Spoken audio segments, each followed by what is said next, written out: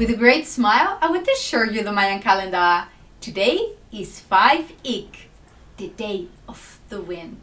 In the 5, we have the 4 elements, and at the center, our heart, connecting with everything, with everyone.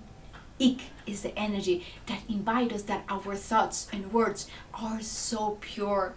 And when we say or think something that we don't like, let's stop and think, is this the person that I want to be?